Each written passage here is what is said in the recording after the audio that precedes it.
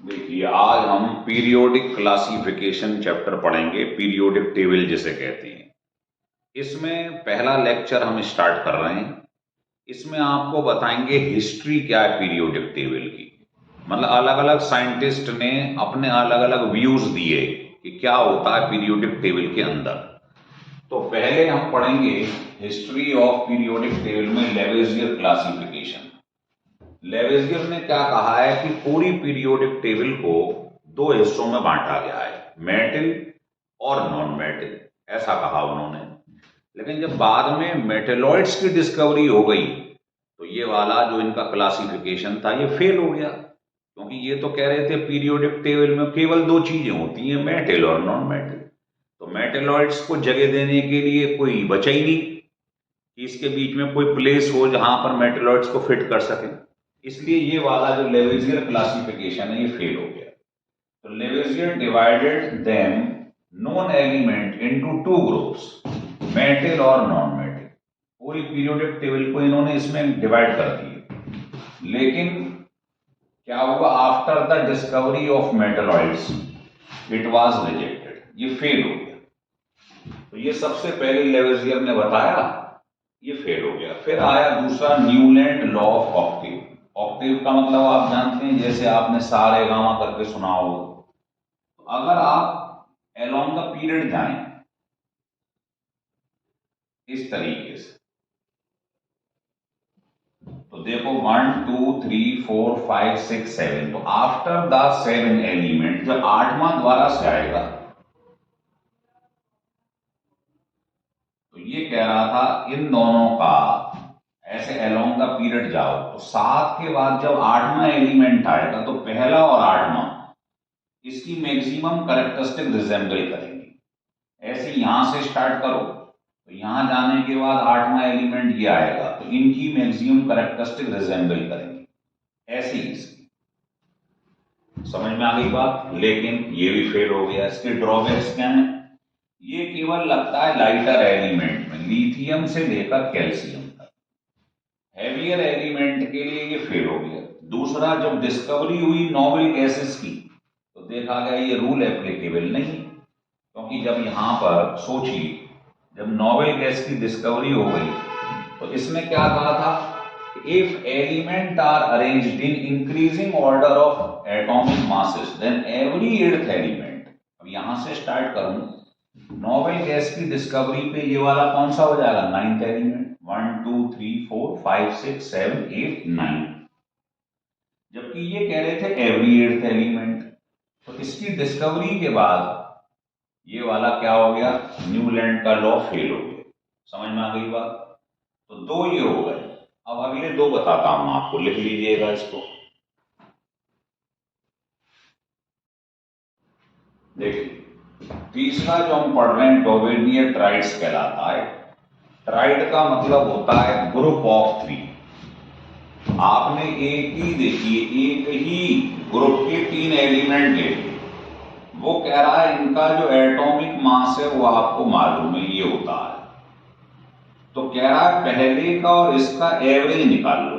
तो ये आना चाहिए बीच वाले का।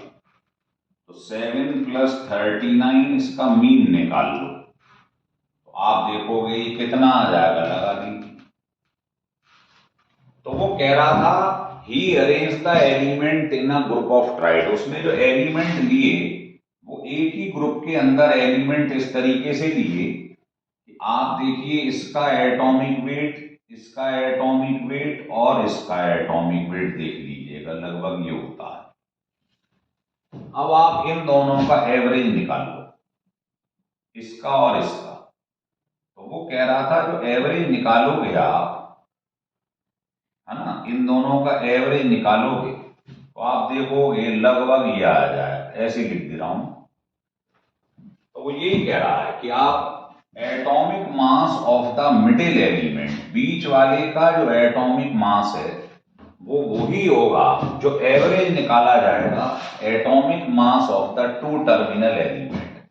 टर्मिनल मतलब किनारे वाले, इस और इसके एटॉमिक वेट का मीन निकाल लो तो वो बीच वाले का आ जाएगा। लेकिन उसकी बात हर जगह सही नहीं हुई।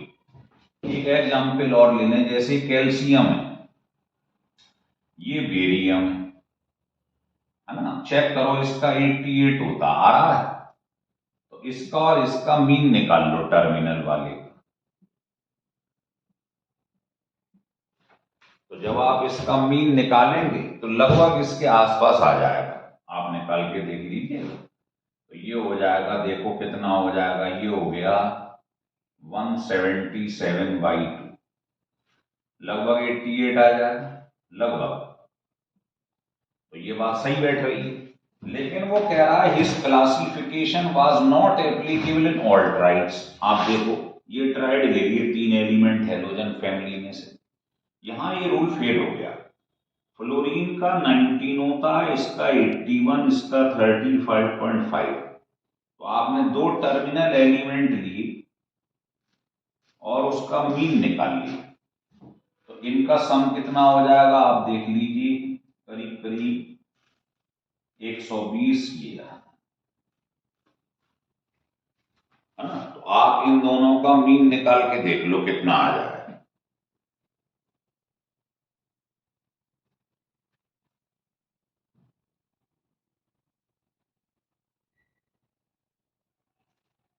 देख लिए, तो यहां ये रूल फेल हो गया। डॉबिलियर ट्राइड्स का मतलब समझ में आ गया, एक ही ग्रुप के अंदर कोई लगातार 3 ग्रुप ले लो तो इन दोनों टर्मिनल वाले का जो मीन है वो ये आना चाहिए। तो इनमें तो ये सेटिस्फाई हो रही है बात, लेकिन कुछ ट्राइड्स के अंदर देखा ये बात एप्लीकेबल नहीं थी, तो ये वाला रूल भी फेल हो गया। ठीक है, अब इसका चौथा रूल लिखें, वो है लोथर मेयर। हेडिंग डाल दें।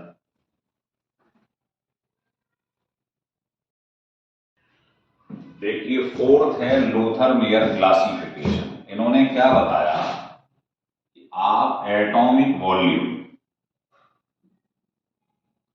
और एटॉमिक वेट के बीच में ग्राफ ड्रॉ करिए।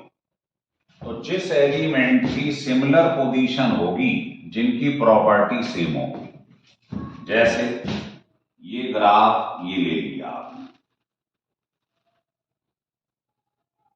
ये ले लिया, तो इन्होंने क्या देखा, टॉप पे सारे एल्कली मेटल आ गए, लिथियम, सोडियम, पोटेशियम, रुबिडियम, और जो डिसेंडिंग पोजीशन थी नीचे की तरफ आ रही थी, वहां दिखाई दिए हमें एल्कलाइन अर्थ मेटल, जैसे बेरिलियम, जैसे मैग्नीशियम।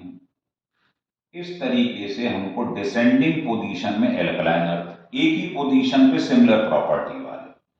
असेंडिंग पोजीशन में ये ऊपर की तरफ जा रहा है, यहां पर आपको दिखाई दिए, यहां लिख लो हैलोजन फैमिली,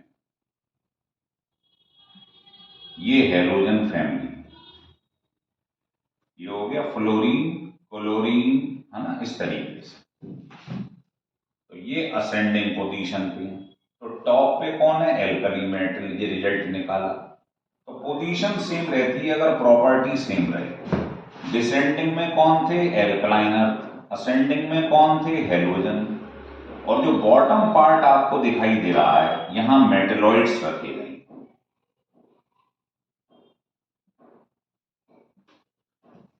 ये आपको रिजल्ट निकाला किसने, लोथर मेयर ने। तो इसका जो कंक्लूजन है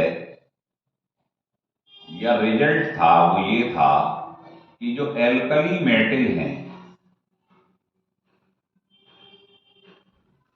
फर्स्ट ग्रुप वाले, ये लिथियम, सोडियम, ये peak position of the curve.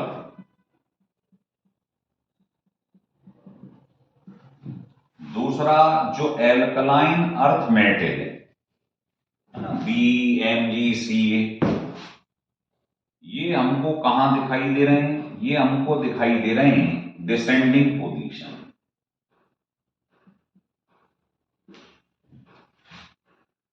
Halogen कहां दिखाई दे रहे हैं हम, तो हैलोजेंस जो हैं फ्लोरीन, क्लोरीन, ब्रोमीन, आयोडीन, ये कहां दिखाई दे रहे हैं, ये ग्राफ जहां पर ऊपर की तरफ जा रहा है, असेंडिंग पोजीशन।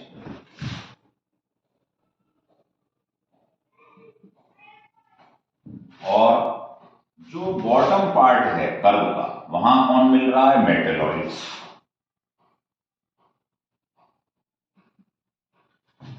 ये है बॉटम पार्ट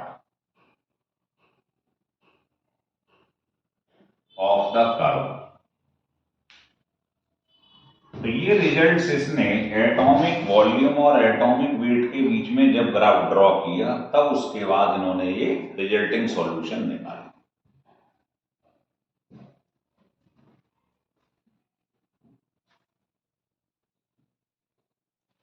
लिख लिए। तो ये आपने 4 स्टडी कर ली। अब आप 5th देखो, Mendeleev periodic table. Mendeleev periodic table ये 5th है, मेंडलीफ पीरियोडिक टेबल। इसमें इन्होंने क्या कहा, ये कहते हैं the physical and chemical property of an element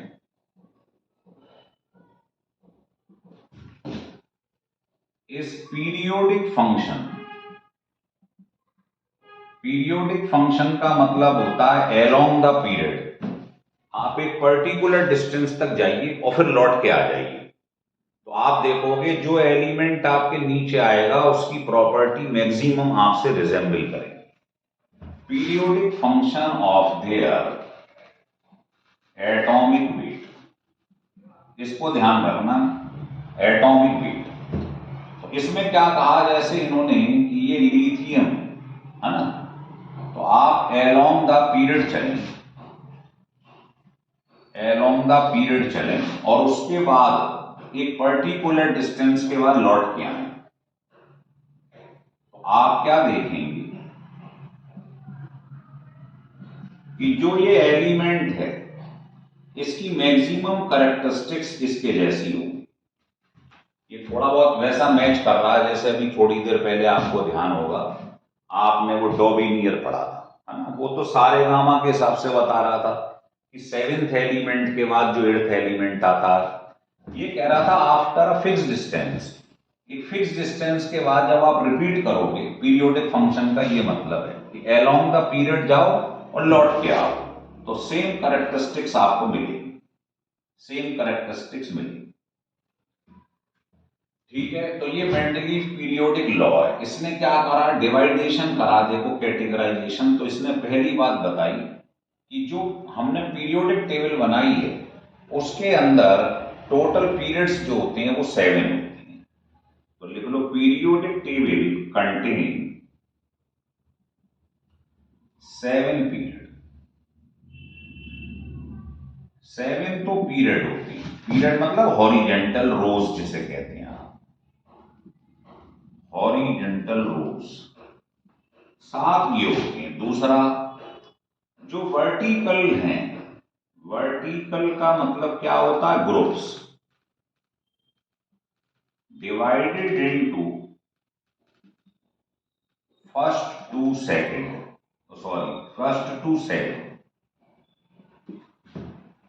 इसमें क्या है, आफ्टर द डिस्कवरी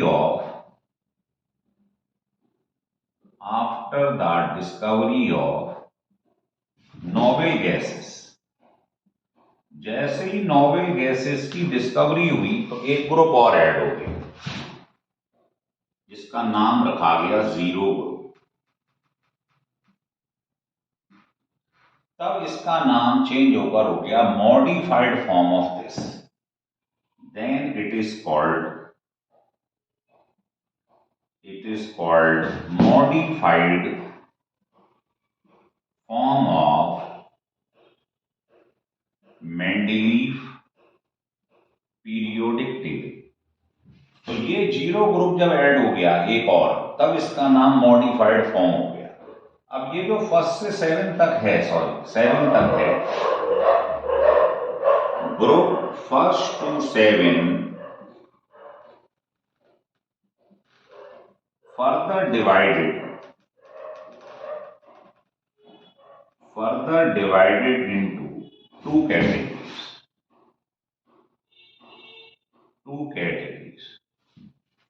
इनका नाम रखा गया फर्स्ट ए से लेकर 7th और फर्स्ट बी से लेकर 7th बी। ये जो ए वाला आपको दिखाई दे रहा है ये कहलाता है S and P block element, और ये जो बी वाला है इसको कहते हैं डी ब्लॉक ट्रांजिशन एलिमेंट। लिख लीजिए।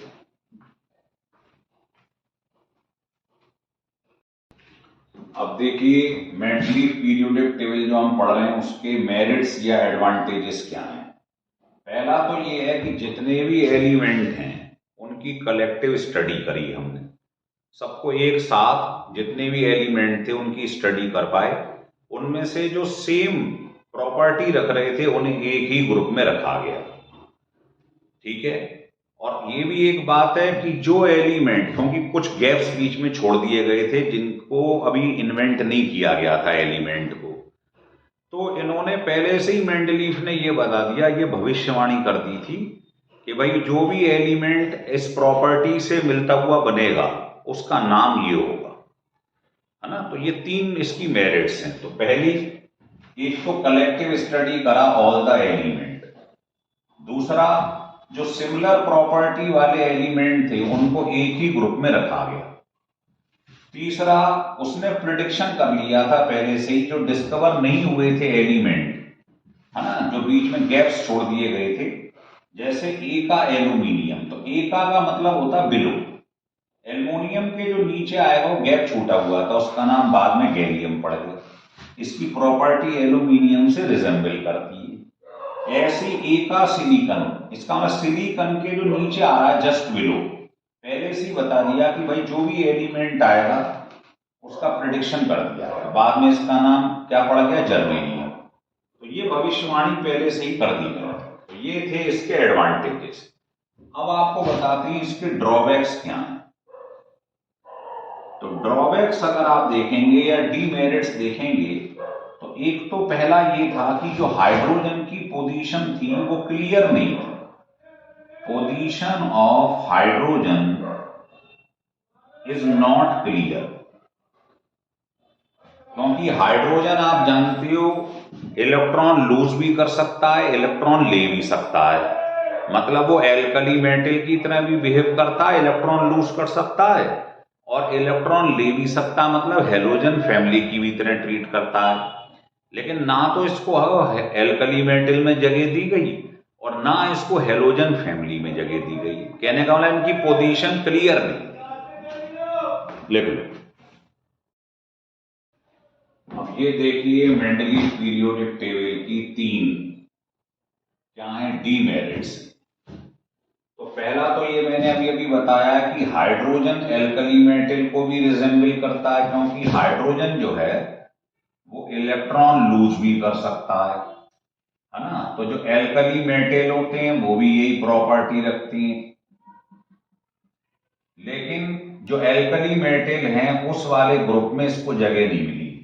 दूसरा, जो एल्कली मेटल की तरह जैसे हाइड्रोजन है ये इलेक्ट्रॉन ले भी सकता है, हाइड्राइडाइन जैसे हेलोजन करती, तो इनकी प्रॉपर्टी हेलोजन जैसी भी इलेक्ट्रॉन लेने की, लेकिन हाइड्रोजन को हेलोजन फैमिली में भी नहीं रखा गया है। तो एक तो इसमें ये डीमेरिट्स थी कि हाइड्रोजन रिजेंबल एल्कली मेटल, मतलब H आयन बनाने की टेंडेंसी रखता है, सोडियम में भी यही है, और हेलोजन की तरह भी ट्रीट करता है, ये दिखाया है मैंने हाइड्रोजन। लेकिन इसको जगह कहीं भी नहीं दी गई, ना एल्कली में ना हेलोजन। दूसरा ये है कि इसमें जो डिफरेंट आइसोटोप्स थे, अब आप मान लो आपने 2 आइसोटोप ले लिए किसी, है ना, कोई आइसोटोप ले लिया, मान लो क्लोरीन ले लिया आपने। तो आइसोटोप में आप जानते हो भाई इन दोनों के मास नंबर क्या होंगे, अलग अलग, एटॉमिक नंबर क्या होंगे, सेम। तो जो मेंडलीफ की पीरियोडिक टेबल है वो किसके बेसिस पर बनी है, एटॉमिक वेट। एटॉमिक वेट बढ़ता जाता है, समझ रहे हैं बात, तो उसके बेसिस पे बनाई गई है। तो भाई ये बताओ आइसोटोप में तो एटॉमिक मास अलग अलग है, एटॉमिक नंबर सेम है। तो जब एटॉमिक मास के नंबर पे ये बनी हुई है तो अलग अलग आइसोटोप का एटॉमिक मास अलग है, तो इनको पोजीशन अलग अलग मिलनी चाहिए। भाई एटॉमिक मास के बेसिस पर बनाया कि बढ़ते हुए क्रम में रखा जाएगा इनको, असेंडिंग ऑर्डर में। तो भाई आइसोटोप के लिए अलग अलग जगह मिलनी चाहिए क्योंकि एटॉमिक मास अलग अलग है, पर इनको अलग अलग पोजीशन नहीं दी गई आइसोटोप को, है ना। एक ही जगह तो क्लोरीन रखा जाता पूरी पीरियड टेबल में, इसलिए फेल हो गया, इनकी पोजीशन अलग अलग नहीं मिली इन्हें। दूसरी बात ये थी।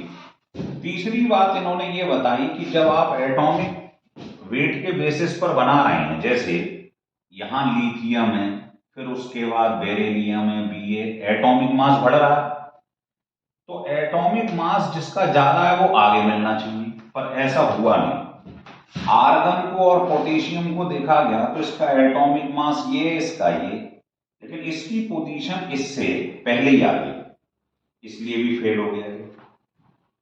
जबकि जिसका हायर एटॉमिक मास था उसको कहां रखना चाहिए था, आगे, लेकिन इसका हायर एटॉमिक मास है लेकिन ये पोटेशियम से पहले आ जाता है। तो ये ड्रॉबैक्स थे जो आपको 3 पढ़ाए गए हैं इसके अंदर, ये पूछे जाते हैं अक्सर, लिख लीजिए।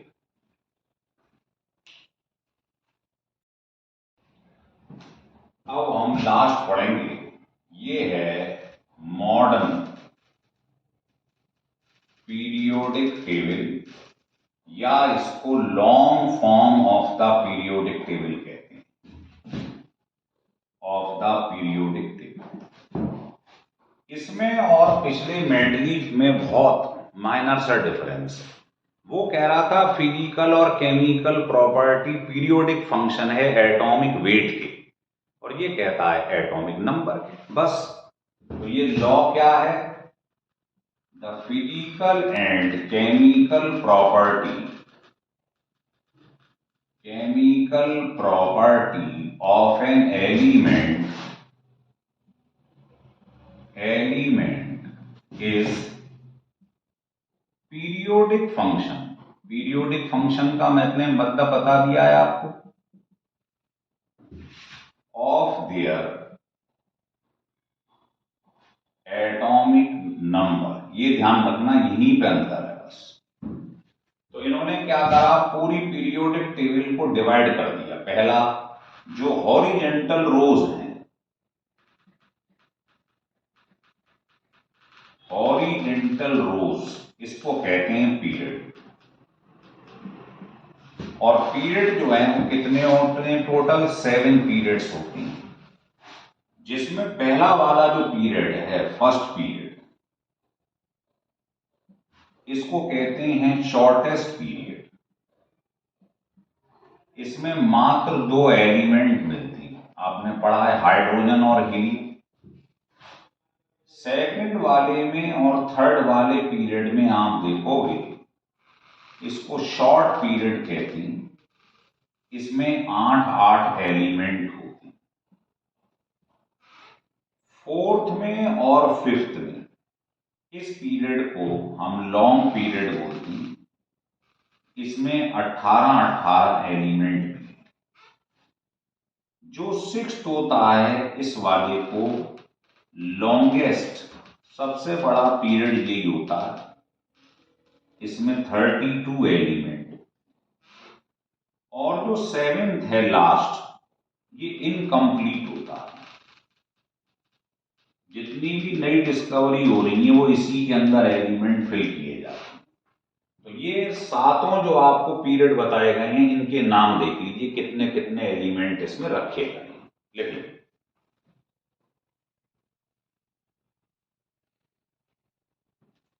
लिख लिए। और अगर ग्रुप की बात करें तो जो वर्टिकल कॉलम होता है, इनको हम कहते हैं ग्रुप्स। ये होते हैं 1 से 18, ऐसे फर्स्ट टू 80, ये 1 से 18 तक होते हैं, जिसमें पहला और दूसरा ये एस ब्लॉक कहलाता है, एस ब्लॉक एलिमेंट। 3 से लेके 12 तक ये कहलाता है डी ब्लॉक एलिमेंट। 13 से लेकर 18 तक पी ब्लॉक एलिमेंट।